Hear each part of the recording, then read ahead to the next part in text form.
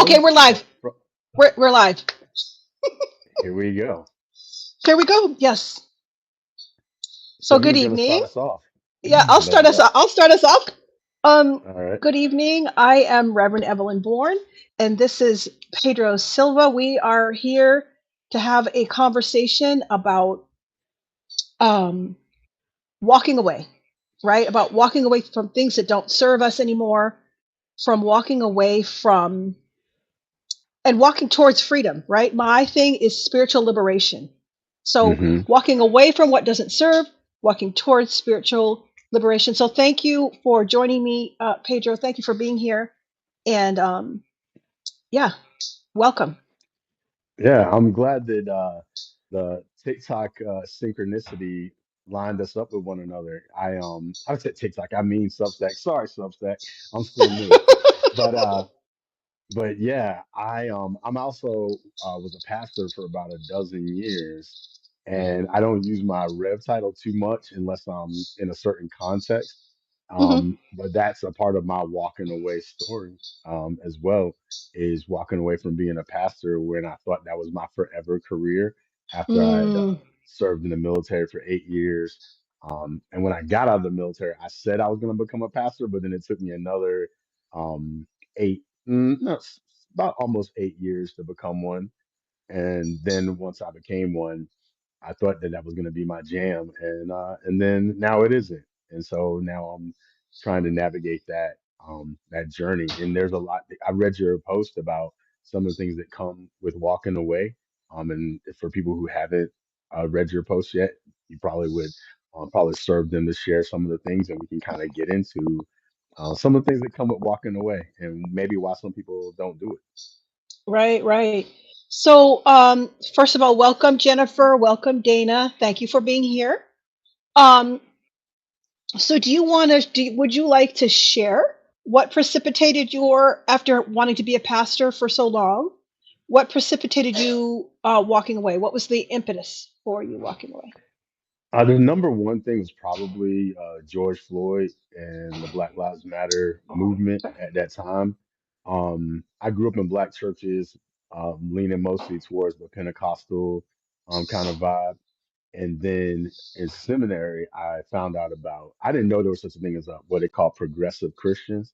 So Mm-hmm. I only knew about um, the charismatic and evangelical fundamentalist Baptist types of Christians. And Okay. I had had some run-ins in the church quite a few times and had been asked to leave one church and got slapped by my pastor in another church. and and I was like, what is going on? But the things I was saying didn't seem slap worthy, which mostly came down to liberation and loving others, Mm-hmm. who might not have chosen our tradition as their path, but I didn't think that precluded them from being able to be loved. Right. And I guess I had to learn the hard way that we were a special club for for only us, and our love wasn't extending out to people outside of our boxes. So in seminary, I learned about this progressive Christian movement, um, and it's largely a white movement. And I Yeah. ended up serving a church in the progressive movement, and then I served a couple other over time, and I was able to navigate it because I always showed up as myself. I always said what was from my heart, even if there wasn't that many people that looked like me in the space.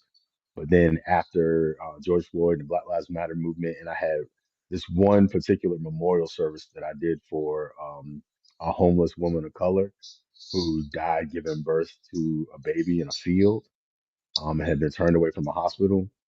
And if Oh that my kind of broke God. me, that basically broke me right there, because I just kind of felt like, what was I doing? Like, what was preaching doing? What was I did a lot of stuff outside the church, like organizing wise and stuff, and I couldn't feel what I was doing anymore, and so I just walked away, and Mm, just kind of trusted that I was either going to get led to something that served better, where people felt empowered. Because what I had a problem with was that a lot of times when you are functioning in these systems of authority, so many of us will give up our authority to people because they have a degree or whatever the case may Yes. be. And when before I was a pastor, people would tell me, "Shut up, you're not a pastor." So I became a pastor, and then it was like, but then it was like, oh, well, now of course you can say that because you're a pastor, and I'm like, no, man, I don't want to play Yeah. these games. Like we're all powerful, we're all, you know, filled with the, the divine. Why are we acting like we aren't? And Exactly. and how is my role keeping people from seeing who they are? And I didn't want to participate in that anymore. And unless I could Mm, figure out a way to do it that circumvented a lot of those systems that have been set up that are mostly oppressive and patriarchal, misogynistic, even the most progressive ones, because they're still comparing themselves to those systems, and whether you align and agree or react and resist to harmful energy is still running the show, and unconsciously. And hmm I couldn't in consciousness participate. Okay, beautiful, beautiful. Wow, that's powerful. Um, yeah, I mean, wow. Well, I walked away. Um, I mean, I grew up in the black church too. I grew up, it wasn't, so I grew up in the AME church, which is Mm, it's certainly not Pentecostal. yeah. You weren't Woo! like, no, no, no, no, no. No, no, no, no, no, no, none of that, none of that. Yeah, yeah, I know enemies. Yes, and on both sides of my family, there's lineage in the AME church, and when I was a kid, my mother removed us from the church because there was some scandal at the church. Mm, Maybe mm. somebody was sleeping with somebody's wife or whatever. I don't know, Oh no. but there was a really bad scandal, and Mm-hmm. prior to her removing us from there, so I am one of four. Mm-hmm. Prior to her removing us, the church was our whole life. Mm. It was our Yeah. whole life. She started a school at the building, at the church, Mm-hmm. and we attended on Sundays. We went to catechism class on Saturdays, and she was there during the week because she started a Mm-hmm. school and she taught there. So our whole lives revolved around this church, and she always told us that people who didn't go to church were heathen. Mm. Like, Mm-hmm. and so when whatever the scandal was happened, and she pulled us out, I remember laying awake at night thinking, "Oh, well, I'm going straight to hell." Oh boy, I know what I'm you're going talking straight about. because what had she been saying all that time is that, Yeah. so somehow in my mind I tied attending church with my salvation. Mm-hmm. And if we weren't going to church, it's not like we left St. Paul and went to another church. We Right. just stopped going to church because she just had it, and Mm-hmm. it really messed me up. And yeah, but I was always, I don't know, even as a child, I always had a way to sort of separate my relationship with God from what was going on in that building. Right. Whenever I heard about hell, you asked about Carlton Pearson, which we can talk about. Mm-hmm. um, whenever I heard about hell and about how, whenever I learned that there's a thing called missionaries, right, where people Mm-hmm. go and preach the gospel and all that, and I would always ask, like, what about the people who live like in the mountains, like in places that aren't reachable? Why would God make them just to send them to hell just because, and Yeah. I would, yeah, asking questions is, no, you don't ask questions. Don't ask questions. Exactly. Exactly. Yeah. So, but yet and still, I remained a Christian. I remained a Yeah. Christian, and it was less than 5 years ago. Mm. I heard a brother by the name of Dr. Ray Hagen. Are you familiar with him? No, I don't think so. Yeah, he's a. I was watching YouTube one day, and he was talking about how the Bible was not the inerrant word of God, Mm-hmm. and I was like, "What is he talking about?" I said, "Oh, well, let me look at the comments because I bet they're going to eviscerate him in the Yeah. comments." Yeah. And Dana said same kind of kid as I was the same way. I yeah, was the yeah, same way. yeah. So Yep. they used to anyway. So he said that the Bible wasn't True. I looked at the comments, everyone was agreeing with him. And I was Hmm. like, wait a second, wait a second, wait a second, wait a second. There are people that are saying that the Bible is not true. Like, I was freaking out. Hmm. And it sent that one video sent me down this whole rabbit hole Oh of like, wow. because I needed to prove him wrong. Because Right, right. I had dedicated my entire life, to Christianity and pleasing God and Hmm. being a good Christian, all these things. And I needed to prove him wrong. And I couldn't. I Yeah. couldn't. Yeah.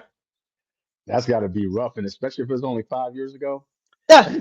My So, entire yeah, yeah, my entire life. so one of the things with my situation too was my mom always felt called to preach, and when I was younger, my in my church when I was little, people decided I was going to be a pastor. My dad, he was like a player, so he wanted to be a pastor, but he always thought his past was going to prevent him from being a pastor. And then my mom wanted to be a preacher too, but she was a woman, and they didn't believe women could preach. Yep. And so both of them used to kind of put it on me that I was going to be a pastor. And I wasn't really sure because I was kind of like, man, they're saying it. And then in church, they'd be like, oh, man, you got a preacher's neck. I know you're going to be a pastor. I mean, just little stuff. Mhm. And I kind of took to it. And then my dad and my mom split. And then I moved in with my mom and my grandma. Then my granddad died.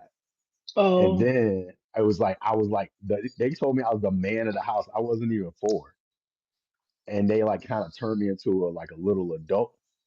And then I tried, trying to be a little kid. I didn't have the capacity to do the things that they wanted from me, but I was trying to be like a little man, and everybody's like, "Oh, you're a little grown man," and all those other things. And so I was kind of buying into it, and I was reading the Bible like just from like 5, 6 years old, reading it all the Yep. time, walking Yep. around, going to the mall, carrying out tracts, telling people they're going to hell, walking around with two New Testaments all the time. But I had cousins that were Muslims, and I used to have to spend a Oh. lot of time with them because my mom was a single mom, so she would drop me off with my cousins, and I would go to Juma, which is the Friday prayer services for Islam, on Mhm. Fridays, and then go to church with my grandma on Sunday. They dropped me off with my grandma in church, and my grandma would be like, "Don't be listening to the Muslims." Excuse me, but I was like, I couldn't. I was getting it was getting in my head, and and then they would say stuff like, "Man, you worship the white man," and like they were in the NOI when I Yep. was younger, and then Uh-oh. they went. Then when Wallace Dean Muhammad, I actually wrote a post about it, like how Malcolm Mhm. X informed my Christianity. Mhm. But I started getting in trouble real early because I started saying stuff from Islam at Oh church. boy. But to me it was just like my cousin said this, and we went back and forth, and we used to have competitions of whose God could beat who else's God. We were just goofballs. And then one day my cousin said to me, my grandma told me if I didn't get my cousins into heaven, it was on me, and that I wasn't gonna get any Wow. jewels in my crown and all this other crap. And I'm like believing it. So I kept trying to, save my cousins. And then one day my cousin said, "Man, why you always trying to save me, man? I'll try to convert you. You always trying to convert me." And I said, "I want to see you in heaven." And then he said, "Well, bro, you don't even be playing with me right now because you are so busy trying to get me to heaven. Then when we're trying to play, you acting like this." And I said, I heard him. I said, "Dang, he's right." And then I just thought, and I was young, so then I just kind of started a bunch of stuff. And but the main thing that got me was that my mom wasn't allowed to preach, and I was like, my mom was a single Yeah. mom trying to make Mhm. it in the world, but she was skilled at like biblical exegesis. Like she could Mhm. just dig into the Bible, and she would just like ran little Bible studies in our neighborhood and everything. But I was like, how is it that my mom couldn't preach, but I knew a pastor that literally was illiterate. Like he could not read the Bible. He couldn't read, Yep. period. Yep. And I was just like, that's crazy. And that always like messed with me. And when I got to seminary and found out there was churches that let women preach, that was like I was like, okay, I got to be about that. So that in a Yep. lot of ways, that was and Yvette Flunder. I don't know if you know Yvette Flunder. Uh-huh. Yep.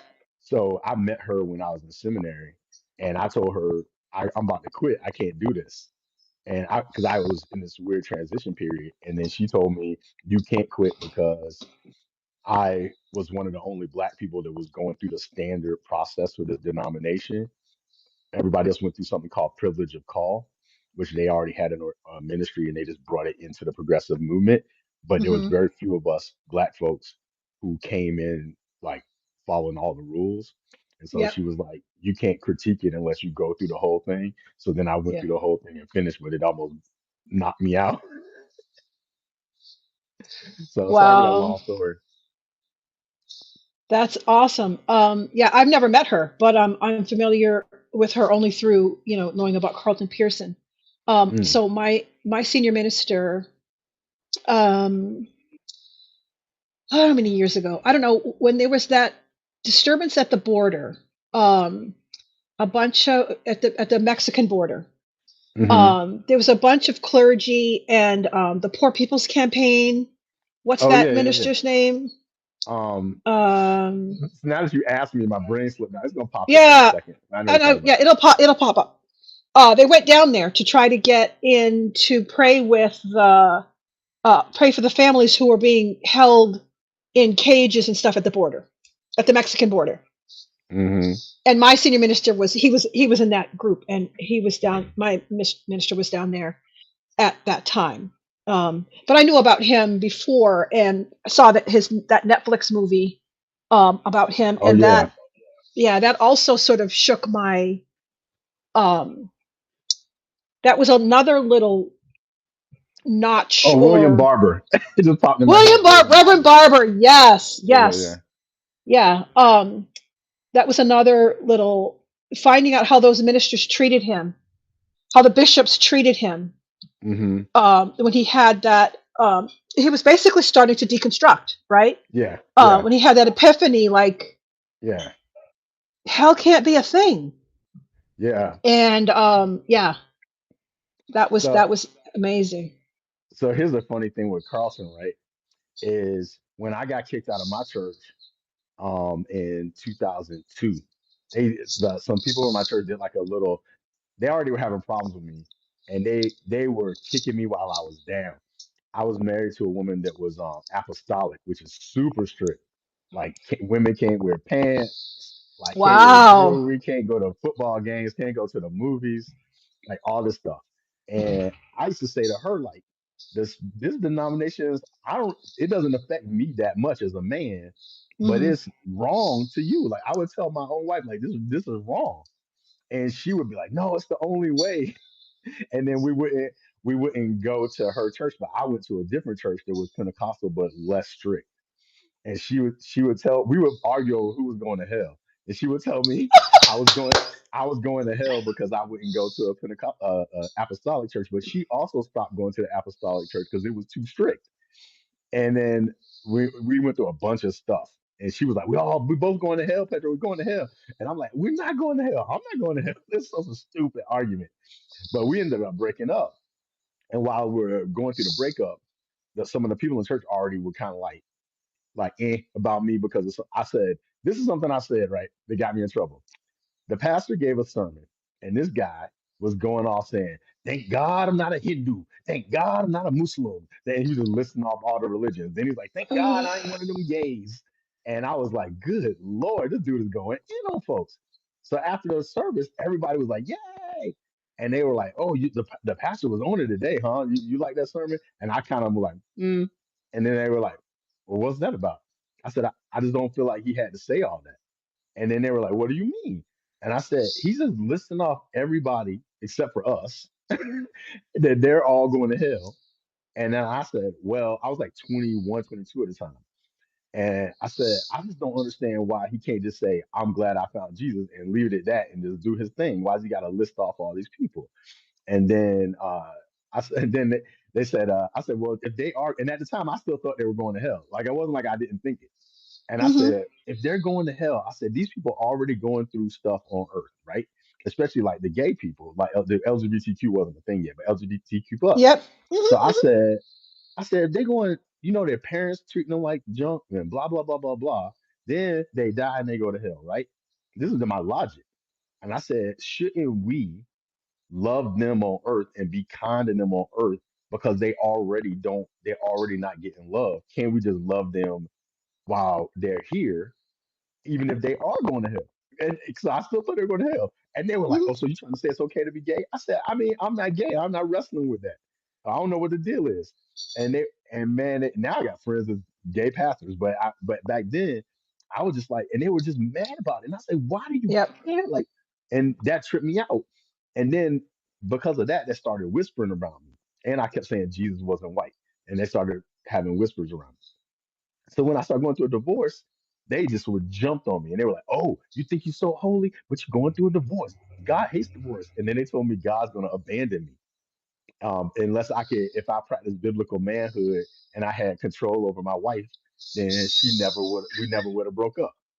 And I was like, man, and it devastated me. I mean, they kicked me while I was down. Now I laugh about it, but when I back then, they almost made me lose my mind, like legit. That is crazy. Well, Yes. first of all, let's be clear. There are this many white people in the Bible.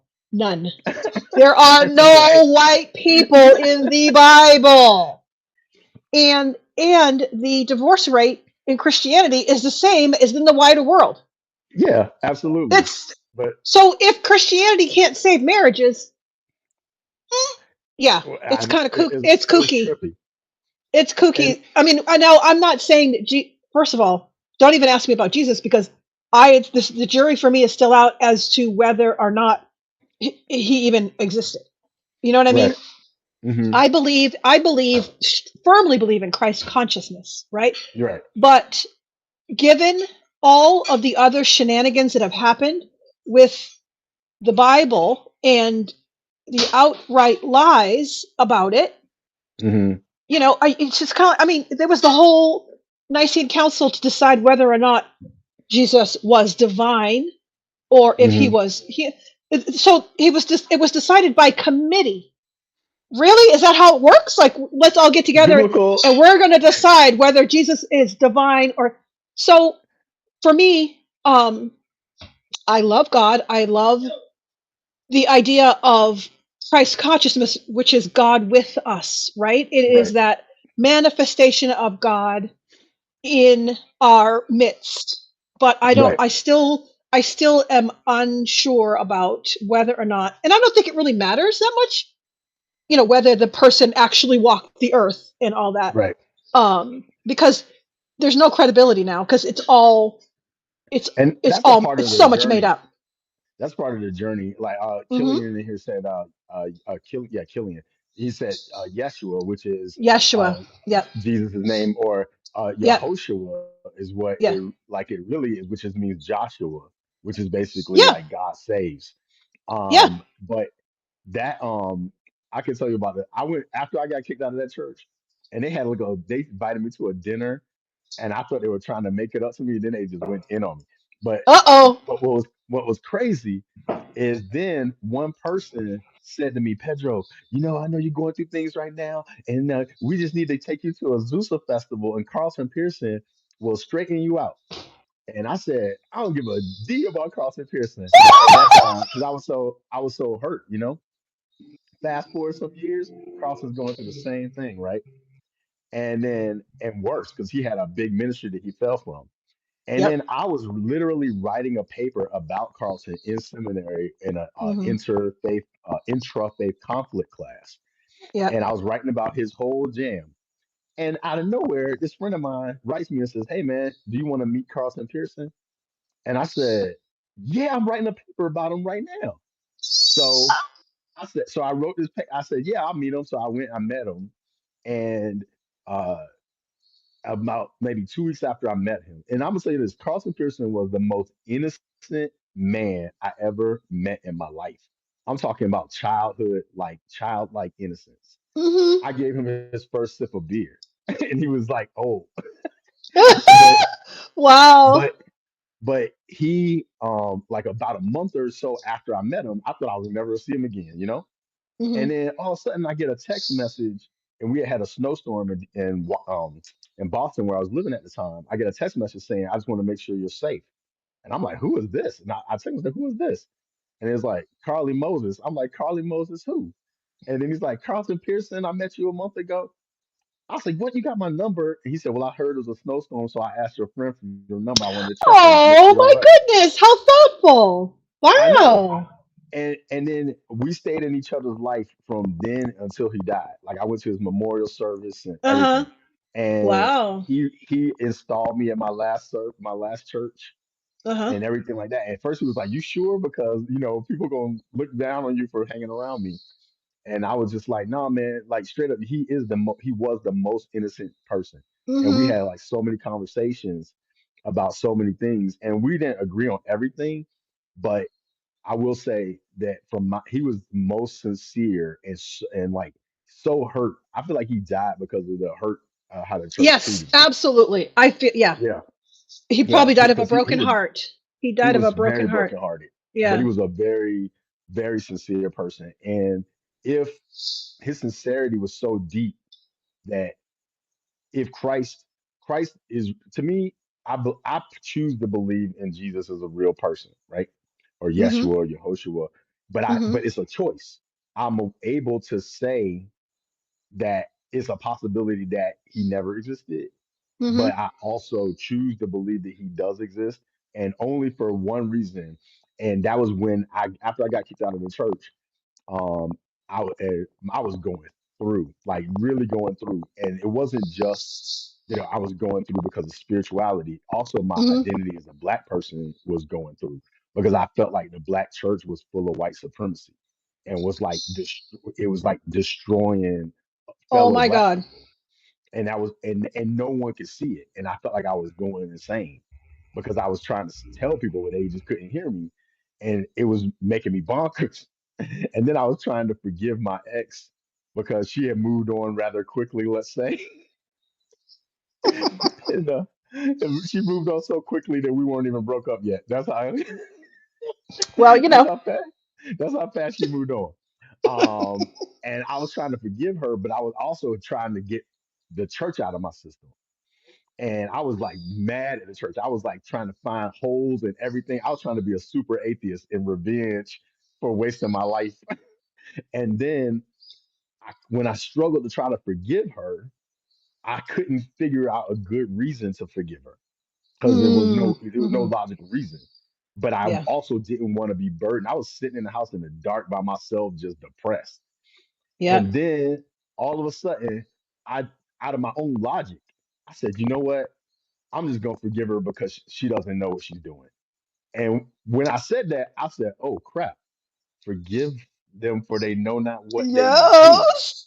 And I was Yes. like, and then it was so painful for me to say I was going to forgive her because she didn't know what she was doing that it made me think who could have written the idea into the human consciousness that someone's forgiveness rate, the frequency or the vibration of their capacity to forgive was so accelerated that it would collapse time so that that person could forgive while they're dying, while they're being Mhm. murdered, while that like the theory alone would break a brain because it was breaking my brain to forgive Yeah. her. And I said, dang. And I said, man, and I decided to myself whether I have to believe Jesus existed because I had to believe for me to move forward in my body, because it was my body that was hurting. Mhm. And being Mhm. in a black body, whereas it all this stuff that comes with being in this kind of body. I had to believe that there was a person who could embody the highest level of consciousness while in a body that was under constant assault, and Yes. that they wouldn't Yes. become less of themselves because of a system that was telling them that they were nothing. And I so love that's that. why I decided Jesus was going to be real for me, but I don't put that on anybody else anymore. Mhm. Yeah, it's fascinating because I have a similar experience with my ex-husband moved on before we were divorced. And that's how I'm gonna say it. He just moved Yeah, on. I And mean, he's like, "Oh, we should get divorced." um, yeah, so I can get but married. but anyway, so when I was in seminary, I was in seminary after my divorce, and I realized that I had more forgiveness work to do. I had more forgiveness work to do for this situation, and so one of my professors was like, um, "How do you hold him in your? How are you holding him in consciousness?" right? Mm. Because my mom, I wrote about this thing where I was having a very difficult time with the divorce, and my mother was like, "Pray for his happiness. Yep. That's what you got to do. Pray for his." And I was like, "Are you kidding me? Like the things that they pray for his happy." And I was like, "I am not gonna pray for his happy." I was like, "Oh." So my professor was like, "How are you holding him in your conscious? Are you like saying expletive and then his name? This he is a beloved child of God. He's a beloved Yeah. child of God, and you're calling him a blankety blank and then his name." Right. So she challenged me to call him my beloved ex-husband. Mm. And so from then on, when I referred to him, I had to refer to him as my beloved ex-husband. And I will tell you that in the beginning, I almost had to spit those words out. But then I Hmm. realized that the same God who created me created Yeah. him. And Yep. when he looks on him, he sees nothing but his perfection. So Exactly. I am the one who's keeping the those bad feelings alive by my expletives every time I say his name. So yeah, I had to call him my beloved ex-husband, and that really helped me to get over that, you know, because we were Christians and we were going to an AME church, right? Mm. You know, Yeah. and he was doing all of the things that that He was married men making should be doing. choices. Yeah, He was he was making making some decisions. he was making some decisions. But, so I had to just leave that between him and God, and Yeah. to not be dragging him through it every time I thought about him. So, Yeah. my minister said, you have to give him safe passage through your mind. Yeah. And he did not have safe passage through my mind. Yeah. So, when you're in seminary, at least where I was, we had to clear out all that. We had to get the vessel clear so we could help other people, right? If Yeah. I'm walking around, You were in a more holistic, like sounds like I was into yeah, a yeah, more academic or like study ancient text type joint. we did work.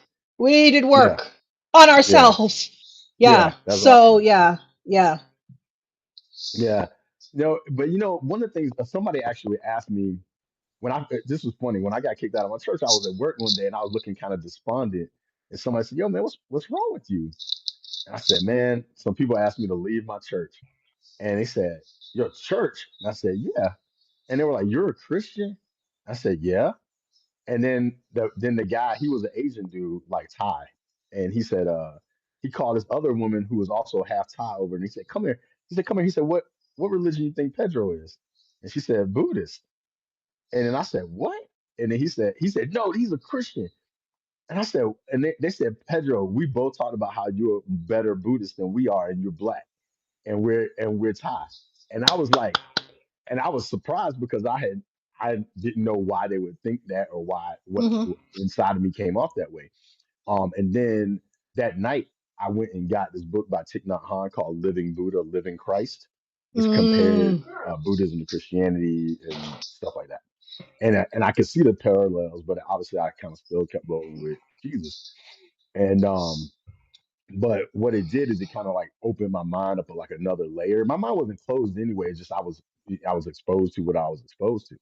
right. Um, but it kind of took me on this trajectory of understanding that really humans are trying, it's like some core questions that we're trying to make sense of, and our religions kind of Yes. give us those answers. So it's like, who am I? Where did I come from? What am I doing here? And where am I going when this is over?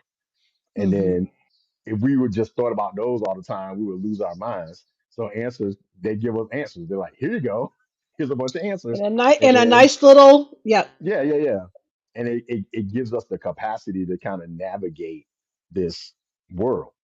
So we can say, I got that figured out. Now let me, do my job or, get my money or whatever. But this person asked me recently, Pedro, why are you a Christian instead of a Buddhist? Because that person also observed this, like, I guess, Buddhist type quality or whatever to my worldview. And I said, And I told him I'm a Christian, or I call myself a Christian, even though I'm starting to slightly slip away from calling myself that. But I call myself that because as it goes, but before I was talking about the embodiment piece, I was like, this journey is an embodied journey. And a lot of religions, they exist to solve a problem. And my problem is, how do I maintain my consciousness while in a body that could be easily distracted? And Yes, so, yes, that's yes. so Christianity is the religion for me that answers that question. If somebody wanted to say, how do I transcend my body and get beyond all of these things? Then I would say I would recommend Buddhism to them. If someone's asked Mhm. me about another thing, how do I submit to God and don't and trust God above all things and say God has no partner? Then I would say go be a Muslim. But Yep, whatever Islam. it is, these religions solve a problem, and this is Hmm. Christianity solves that problem for me. If I get a different problem, maybe I'll have a different religion or no religion. But Exactly. that's I think that's one of the challenges we have to face is as we make sense of this world. Is that's what most of us are trying to do, is figure out how to make sense out of this world and how to answer some questions that we have, some fundamental questions, and how to. And these religions are here to solve problems, but we make somebody else's problem our problem, and then we tell Exactly. them you got to have my answer or die, which is just real Yeah, nuts. it's crazy. And my issue, that's I love that sort of framework of um different religious worldviews for solving different kinds of problems. For me, the problem with what well, the problem, one of the issues that I have with Christianity is the high control. It's the talking about how it's the only way, right? The only way, and that if you don't accept Jesus as your Lord and Savior, you're going to hell. That's a problem. Mm, Right. That's a problem. The not loving everyone. Like, what did Jesus Hmm. say? Love God, love And everybody neighbor. else. Yep. And enemy.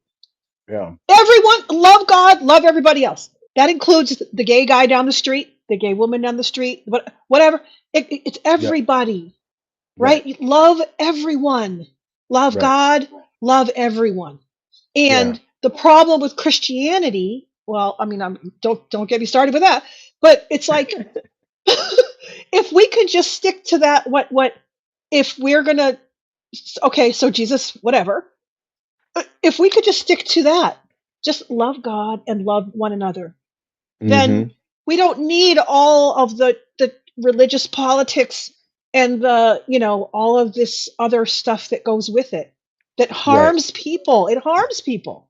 Yeah, it does. And that's the challenge. And interestingly, I personally think that Jesus came to dismantle religion and then we made a religion out Isn't of it. Because if exactly? you look at Isn't that all the people wild? he had problems with were the religious people.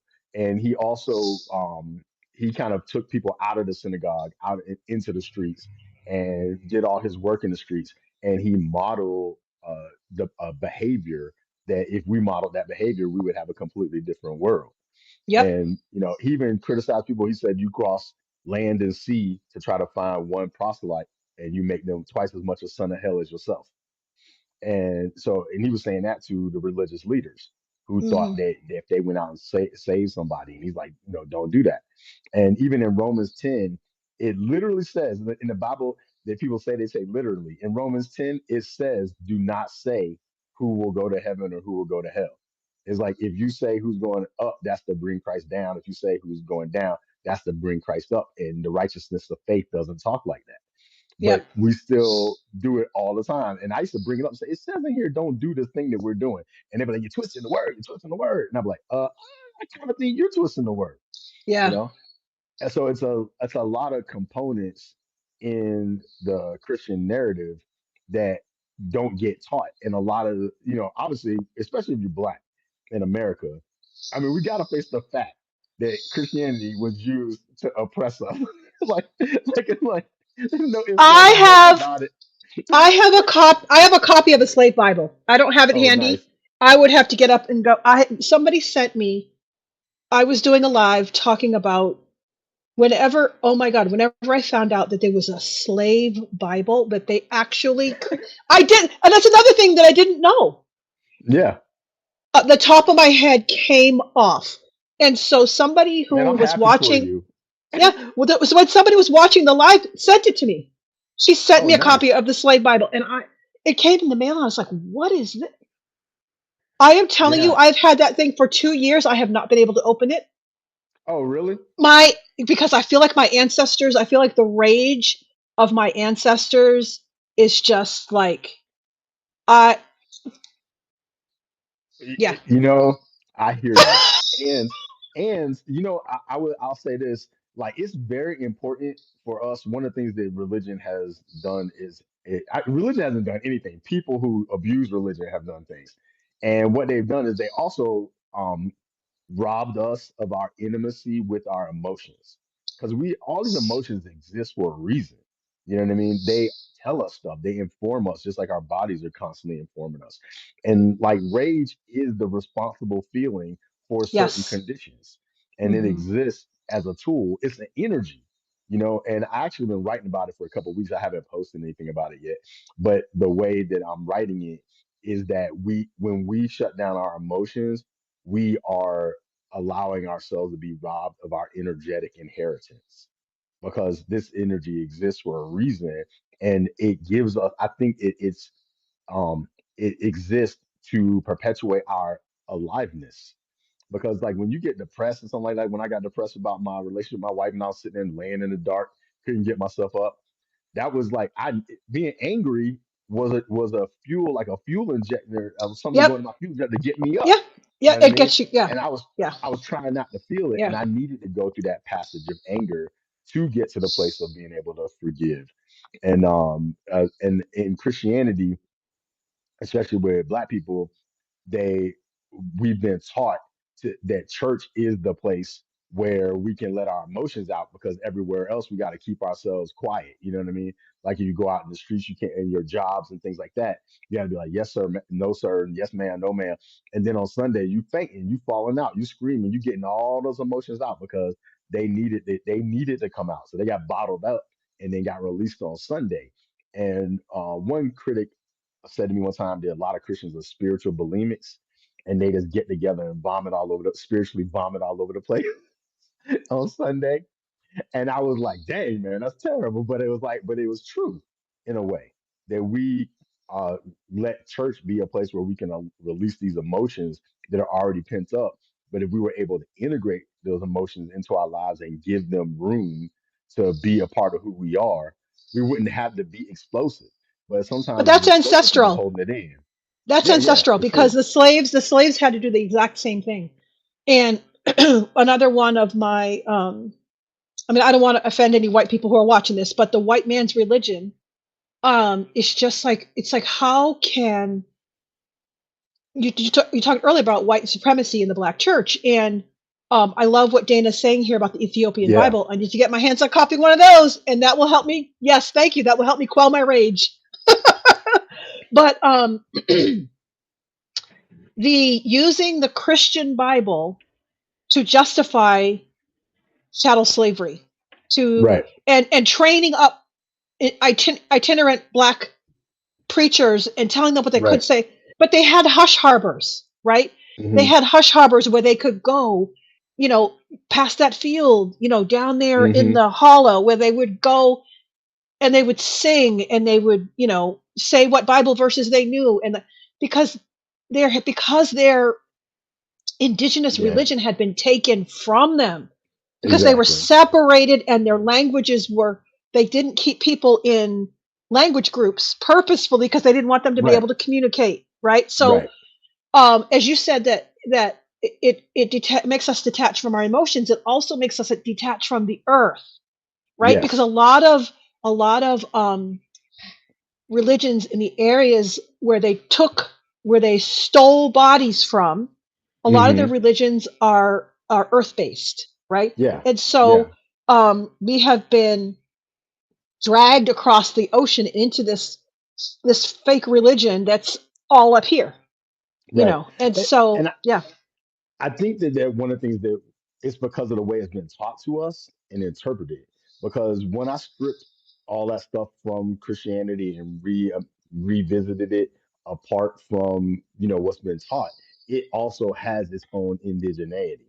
like Jesus throughout the story, he talked about the land, the earth, consider the Yep. vines, consider the lilies of the field, consider the Yeah. birds.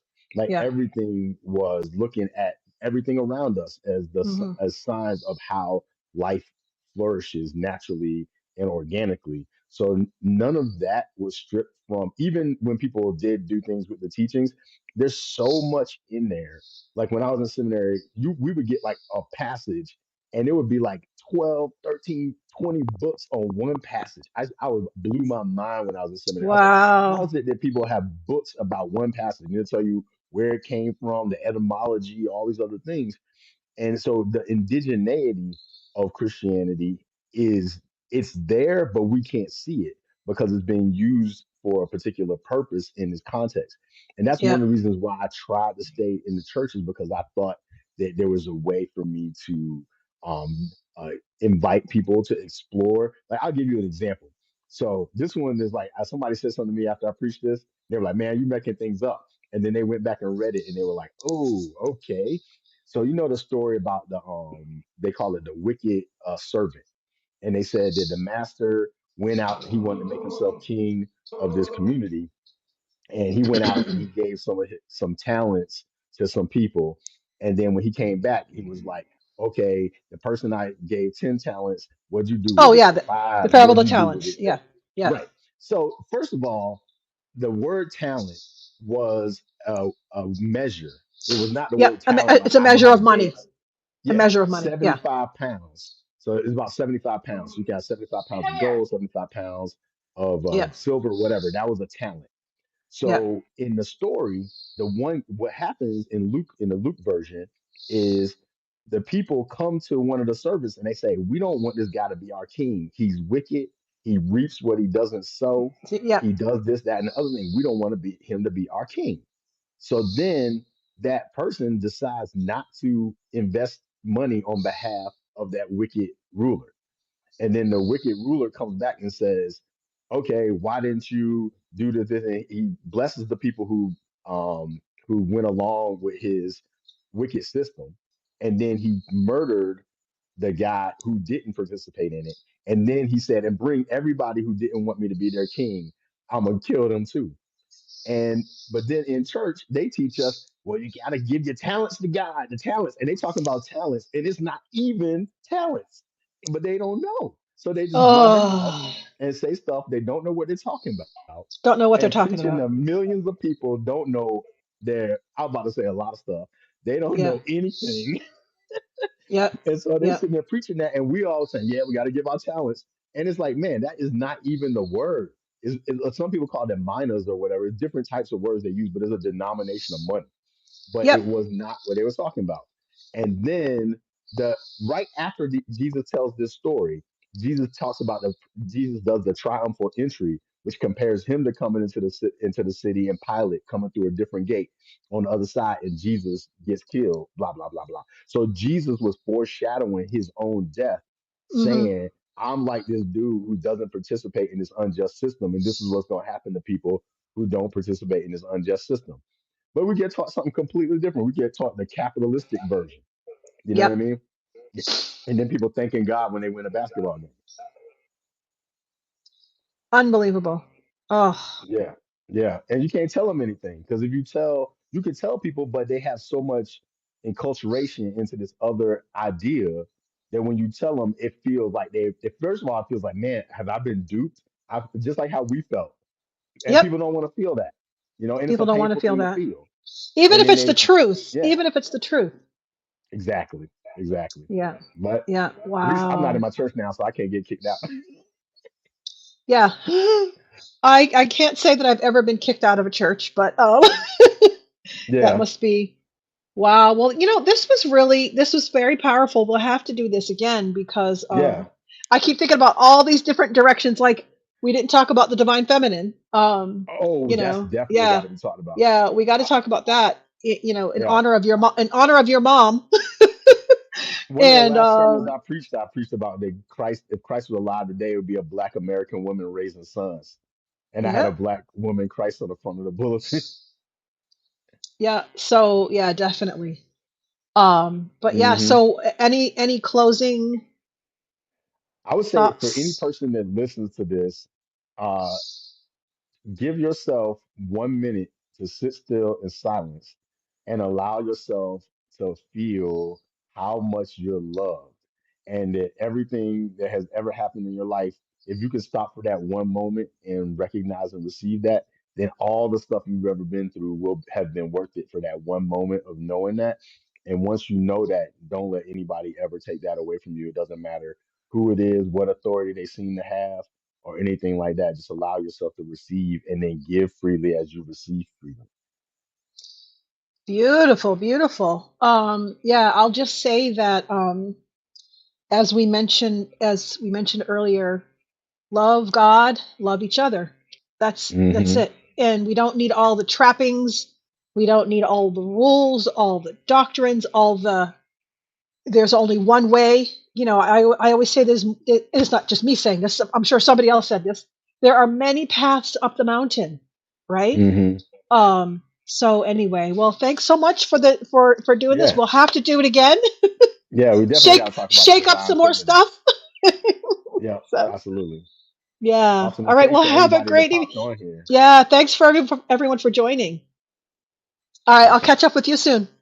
Yeah, thanks. All right. Bye bye. Bye.